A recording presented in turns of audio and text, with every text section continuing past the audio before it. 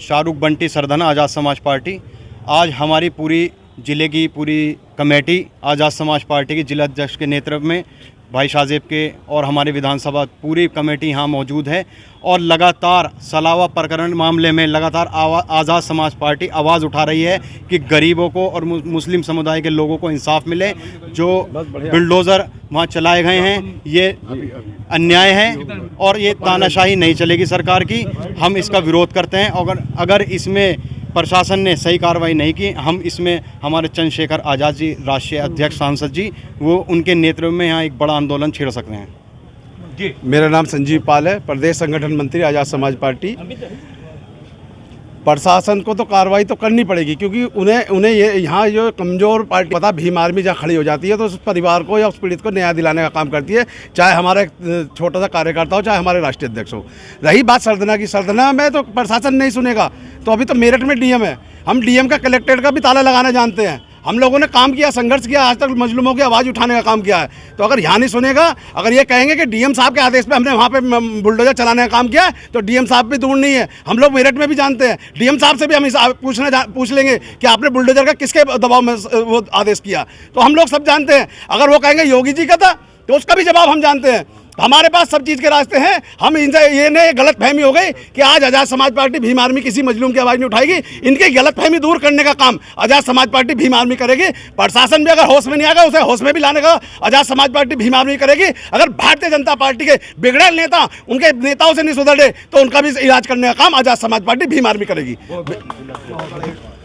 आज सरदना तहसील ग्राउंड में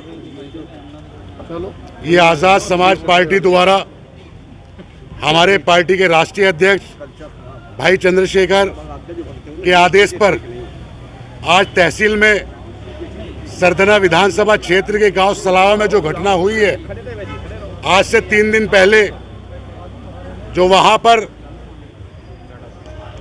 ठाकुर समाज और मुस्लिम समाज के बीच में जो हिंसा की गई है, हम उसका कड़े शब्दों में निंदा करते हैं।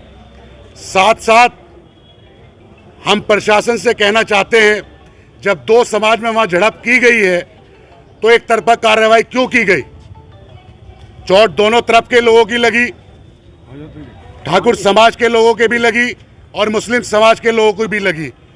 प्रशासन द्वारा वहां उससे अगले दिन 2 घरों पर बुलडोजर चलाने का काम किया। आज़ाद समाज पार्टी और हमारी टीम जिले की पूरी कमेटी उसका विरोध करते हैं। ऐसी कार्रवाई नहीं होनी चाहिए, एक तरफा कार्रवाई नहीं होने देंगे। बात चाहे मुसलमान की हो, बात चाहे गरीब की हो, बात चाहे कमज़ोर व्यक्ति की हो, बात चाहे अल्पसंख्यक की हो, बात चाहे पिछड़े वर्ग के लोगों की हो। अगर बात गरीब और कमज़ोर की आएगी तो आज़ाद समाज पार्टी उसके लिए लड़ने का काम करेगी। और मैं कहना चाहता हूँ, आज से पहले मुस्लिम समाज ने जिन पार्टियों को वोट देने का काम किया, चाहे वो समाजवादी पार्टी हो, चाहे कांग्रेस पार्टी हो, चाहे बीएसपी हो, चाहे लोकदल हो, लेकिन आज मुसलमान को ज़रूरत है। आज मुसलमान के साथ शोषण किया जा रहा है, लेकिन आज वो पार्टी के नेता अपने घर पर एसी में बैठने का काम कर रहे हैं। आज़ाद समाज पार्टी के नेता, हमारी पार्टी के राष्ट्रीय अध्यक्ष खास तौर पर निगाहें लगा करके बैठे हैं। ऐसे हालात नहीं होने देंगे। आपस में भाईचारे का काम करना पड़ेगा हम लोगों को। हमारी पार्टी के जितने भी नेता हैं सरदना विधानसभा के अंदर गांव-गांव जाकर के भाईचारा सम्मेलन करने का काम कर रहे हैं, लेकिन यहाँ का प्रशासन भारतीय जनता पार्टी के नेता संगीत सोम द्वारा संगीत सोम के दबाव में वहाँ पर काम करने का काम कर रहा है। वहाँ पर बुलडोजर चलाने का काम किया, वहाँ पर एक तरफा कार्यवाही करने का काम किया। हम आज़ाद समाज पार्टी का एक एक नेता और एक एक कार्यकर्ता उसका विरोध करते हैं। ऐसा हम नहीं होने देंगे। और हम कहना चाहते हैं, उन लोगों को भी जगाना चाहते हैं जिन्होंने वोट दिया, जिनके द्वारा विधायक बने, सांसद बने, आज उन मजलूमों को, आज मुसलमानों को तुम्हारी ज़रूरत है, लेकिन आज तुम अपने घर है, आज उनके लिए बोलने के लिए तैयार नहीं हो, आज कहने के लिए तैयार नहीं हो। कब तक मुसलमानों पर जुल्म सहन करेंगे? कब तक गरीब पर जुल्म सहन करेंगे? कब तक मजलूमों पर जुल्म सहन करेंगे? हम ये जुल्म सहन करने वाले नहीं हैं। अगर हमारे पार्टी के राष्ट्रीय अध्यक्ष को सरधना में, सलावा में आने की जरूरत पड़ी तो सरधना तहसील में भी आने का काम करेंगे दोस्तों। बहुत बढ़िया।